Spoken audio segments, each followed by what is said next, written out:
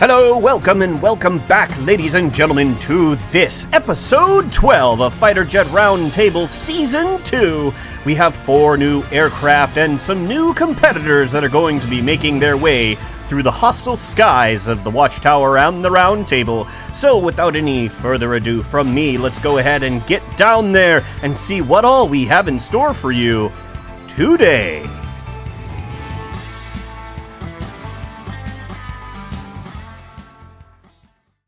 So, here we are for round 1 of episode 12. We have the DFX-3 Nero sent in by Script Kitty, and the, the Xo5 and Xo6 Kabaneri and Zoe Pixie sent in by Electro Halo.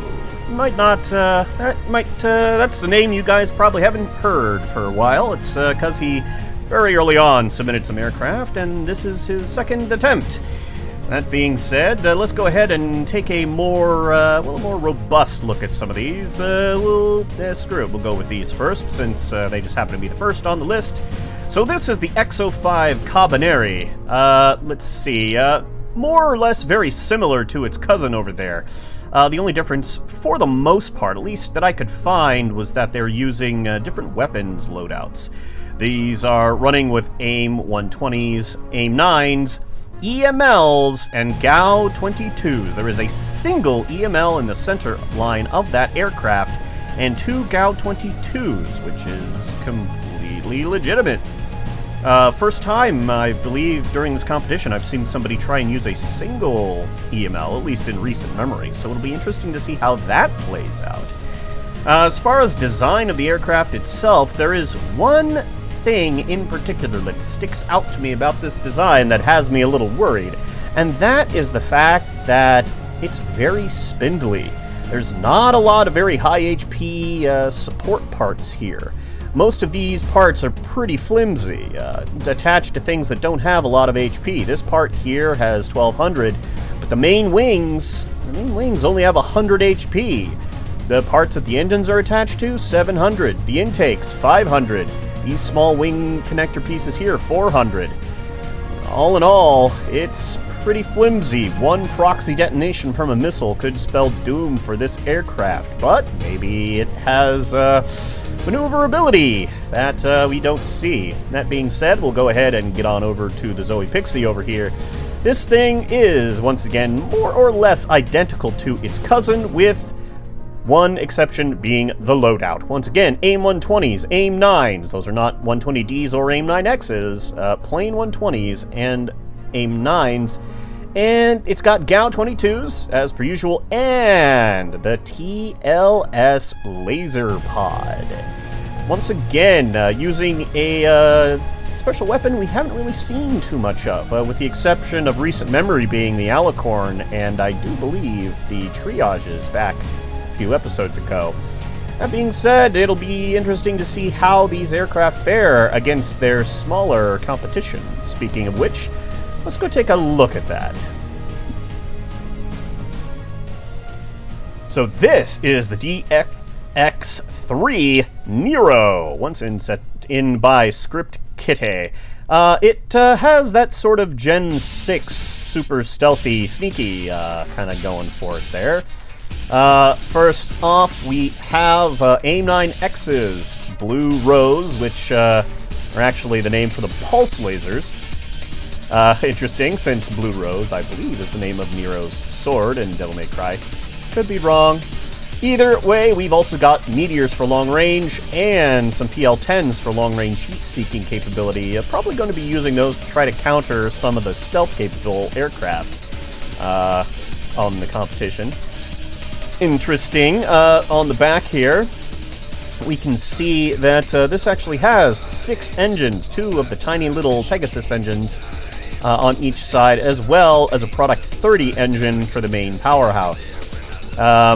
I've been seeing a lot of these Pegasus engines shown up since Stardust first tried to use them, mostly because, well, they offer a little of extra thrust with not a lot of fuel, and you can fit them just about anywhere. That being said, we also have the typical super stealthy thing of I hide my verticals where air doesn't actually touch them, but because this is KSP, it works thing.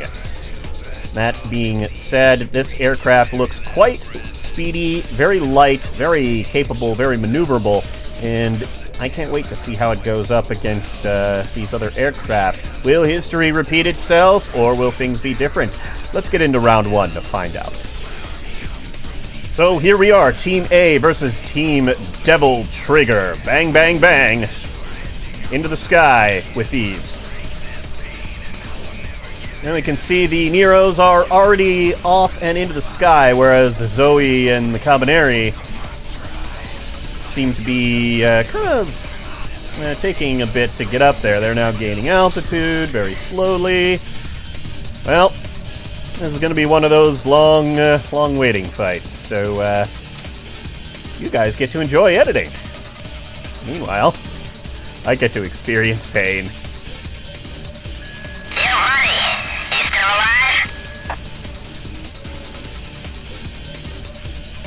Well, that's frustrating.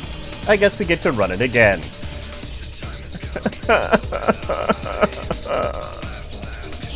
Alright, they're definitely far enough away. I'm gonna start it manually. There we go. And the competition starts with my mighty hand. The Neros immediately locking and firing those meteor missiles. Streaking across the distance here. Looks like, not actually sure. Looks like they're both aiming to blast the crap out of the Kabaneri.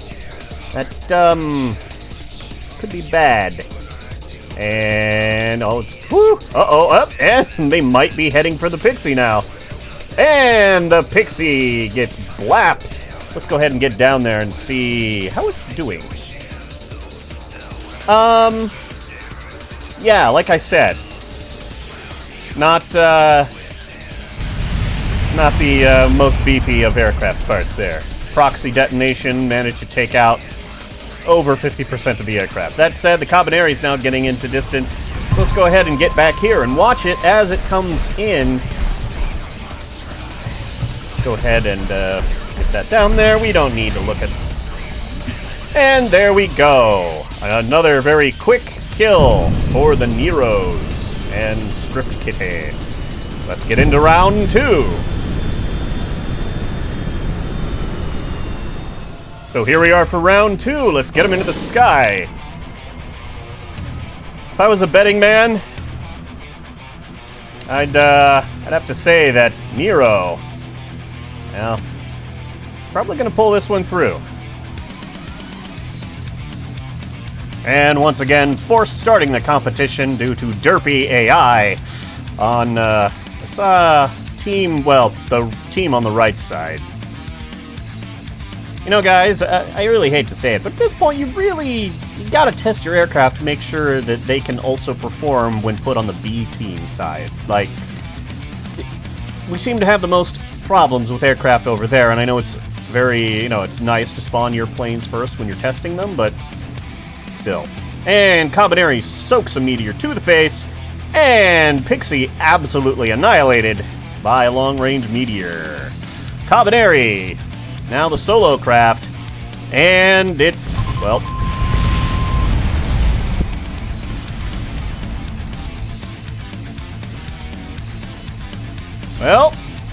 I guess that means that was a super fast round one. Let's go ahead and see what our next pair of competitors are going to be doing.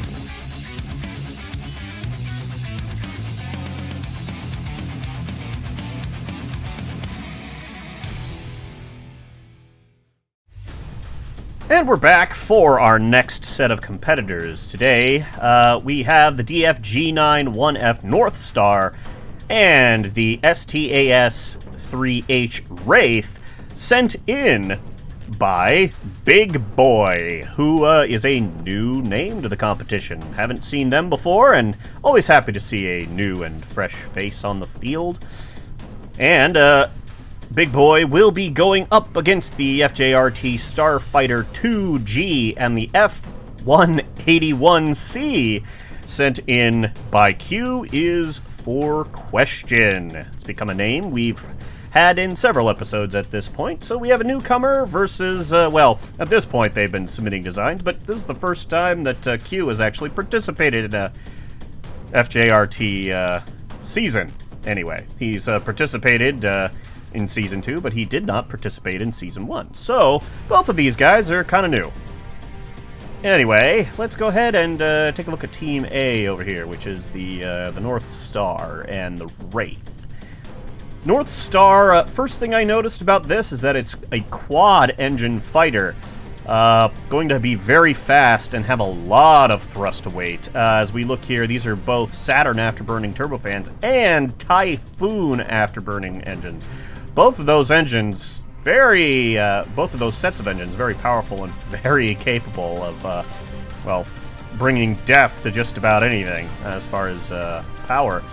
As far as loadout, they're loaded with PL-10s for close range, meteors for long range, and pulse lasers for their special weapon in place of their guns, which are loaded just under there, along with a sleek black color scheme and a fairly rounded, sort of pointed area here. I think it's going to be relatively stealthy, pretty quick, and fairly agile.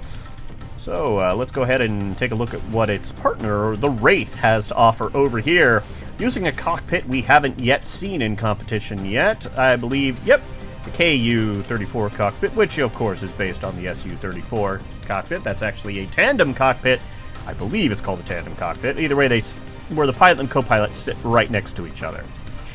It looks like a duck, if you ask me. Anyway, that being said, it's got 120Ds for long range, QAMs for close range, AIM-9Xs for more close range fun, and GAU-22s for lots of explosive, high explosive death. This obviously is the premier dogfighter between the two, at least as far as the weapon loadout is concerned. The other one with the pulse lasers, still pretty good, but those QAMs are going to be deadly in close range as well and keep the enemy guessing. As far as engines, I'm not seeing any Pegasus engines or any other sneaky engines clipped in there, but all we have here are the WS-10B engines.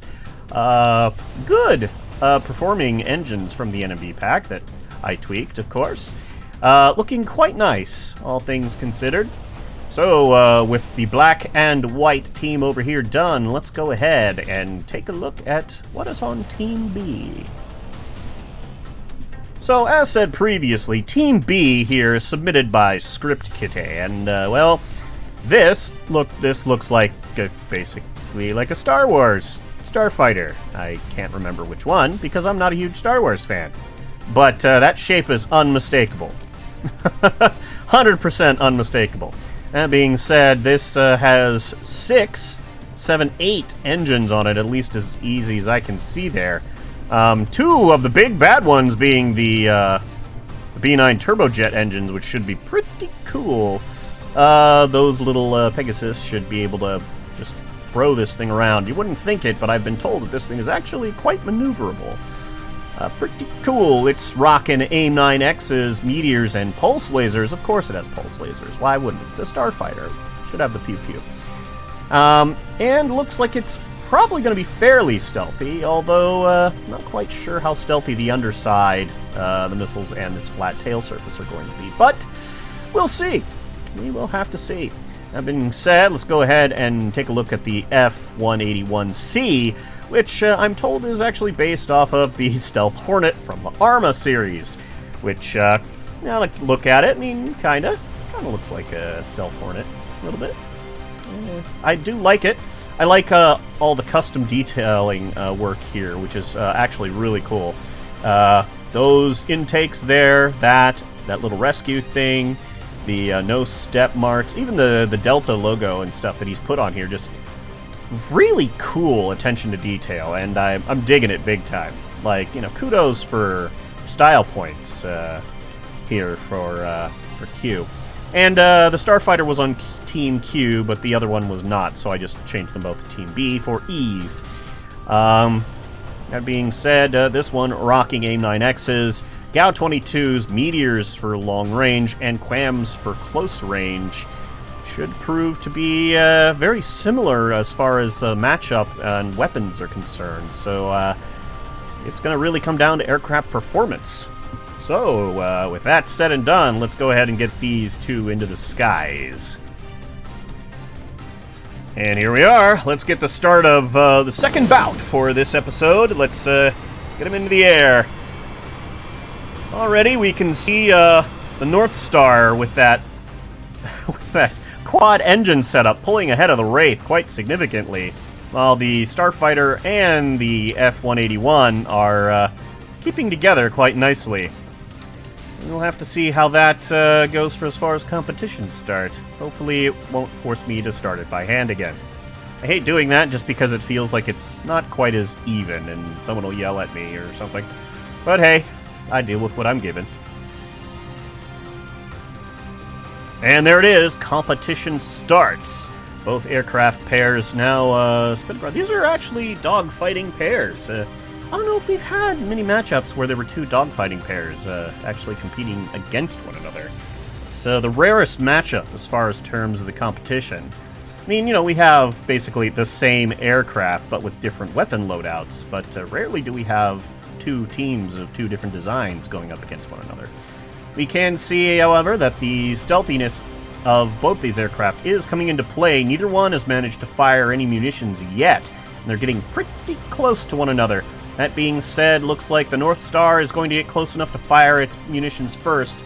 Starfighter getting its shots off for Team Q.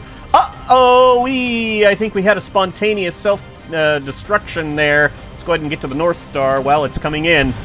I'm not going to restart for that. People keep clipping their munitions into their planes and thinking it's going to be just fine. Well, too bad.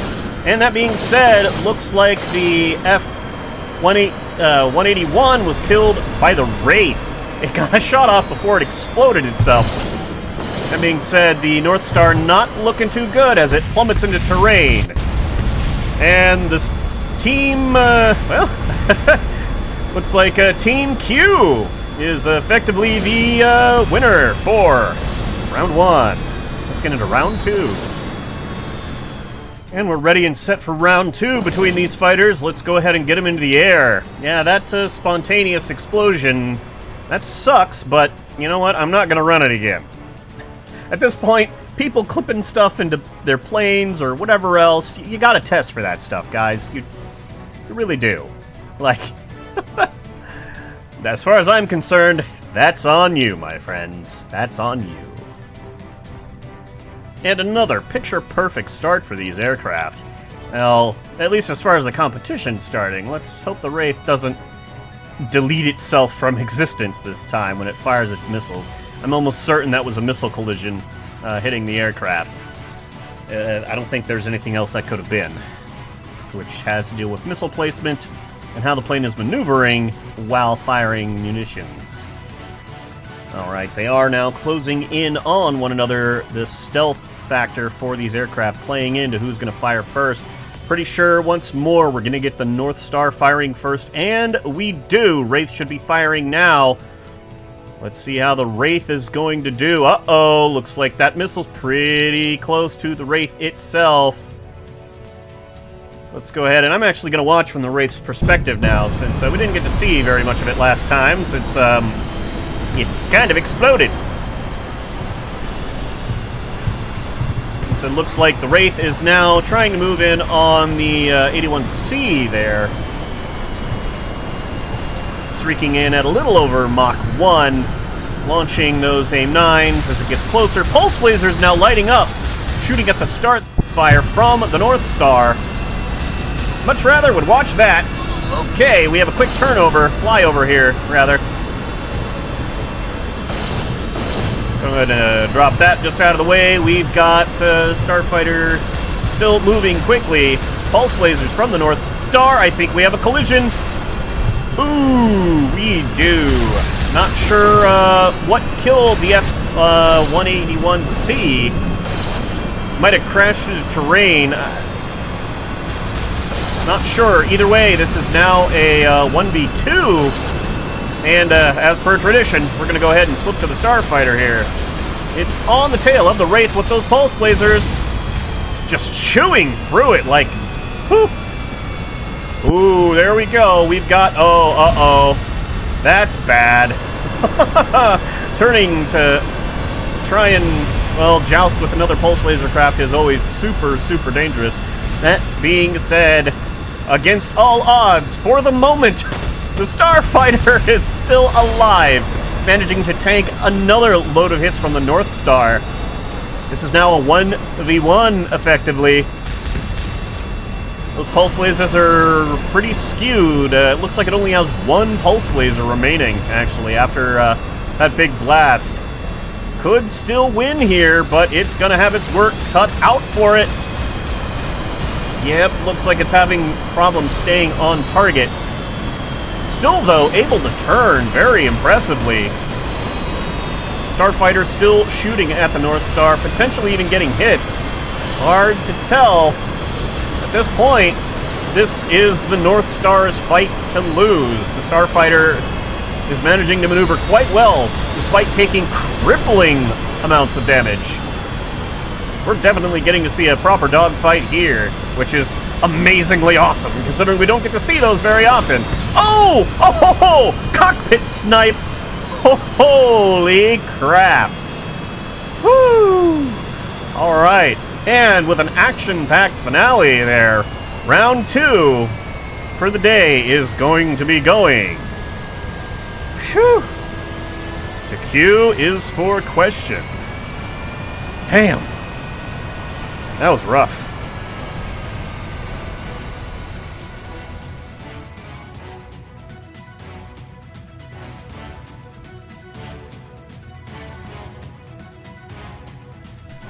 And we have returned for the finals of episode 12. We have Script Kitty versus Q is for question. The Starfighter and the 81C versus the Nero. Let's see which one of these two combatants will be the victor in the finals. And the competition starts for the finals. I really have no idea who's going to win this. Both these teams have shown themselves to be very deadly indeed. Arguably, I'd say the Starfighter has proven itself to be much deadlier than the 181C. At least, that's mostly because I've seen the F-181 get blown out of the sky more times than the Starfighter. But, I guess we'll have to see. Both these aircraft pairs are quite stealthy. That being said, they're now closing within about 12 kilometers of each other, and the Nero's actually getting shots off first, firing AIM-9Xs, and I thought I saw meteors for just a minute, so maybe they did get a radar lock at the last possible second. These are some very close-range missiles being launched here. Starfighter launching something. I do kind of wish I could see that with the team labels. That being said, I think these craft do have quams, so we could be seeing those at any point in time. So we've got let's go ahead and watch the Starfighter do some magic. I think that'll be kind of cool to see. Moving in on the Nero, or one of the two Neros, actually. Those very powerful engines. Firing another AIM-9X at close range, dumping chaff and flares as it's trying to evade another AIM-9X being shot, and we've got lag. Oh, yikes. And, looks like the F-181 got blapped again. Whoa! Damn! That turn from the Nero. Holy shit! Alright. Woo! Okay. This is now effectively a 2v1, and Starfighter is basically the solo craft. I still hear engines on it, even though it lost its two main engines. Nero's, though, now looking to make mincemeat of it, as it's not going to be nearly as fast. Oh, yikes. And both craft being eliminated at roughly the same time, meaning Script Kitty's Nero is going to win round 1. Here we are, round 2 of the finals between these two competitors. So far, the Nero is up 1-0. Is this going to be a total shutout, or are we going to be able to go into a round 3? I guess we will be finding out, and very, very soon. And there we go, competition starts at max range. Fighters will now be closing in on one another until they get within missile range. And once again, Nero's getting their missiles off first. Starfighter, rocketing ahead of the much slower 181. Missiles streaking by, and Starfighter diving at high speed to try and evade those. This time I am going to watch from the Nero. Uh-oh. Oh, meteor hit. I think that's a bad sign. Definitely a bad sign there for Q is for question. And said both these aircraft are now getting close. Drop that away. Not sure why it's still focusing on the 181. It's very clearly not the important one here. Let's go ahead and switch to the other Nero, since there's not really much going on with it. Meanwhile, this Nero here has switched to Blue Rose. Actually, I think it might be Azure Rose, name of the sword, but I'm not sure. 181, once again getting seal clubbed by the Nero. This Nero now closing in on the Starfighter. Pulse lasers coming in, delivering a blow. Uh-oh, we've got lag. That was the 181 getting dropped. Unlike before, the Neros seemed quite good, and some good teamwork there. Pulse laser fire coming in from the other Nero. As it circles around, it's Wingman getting on now, looking to light up. Oh, we have lots of debris. Pulse laser shots from the Nero chewing through the Starfighter. It's really sad to see a 10th generation aircraft get seal clubbed by a 6th generation aircraft, but you know, it's just how the cookie crumbles. That being said, ladies and gentlemen, your winner here for episode 12 is none other than Script Kitty and the DFX Nero, coming in to save Dante and Virgil from themselves. Well, I guess we got to see some pretty interesting dogfights and some entertaining crashes. But until next time, I'll see you all for episode Lucky 13. I have been Kaz, and until then, happy building and happy blasting.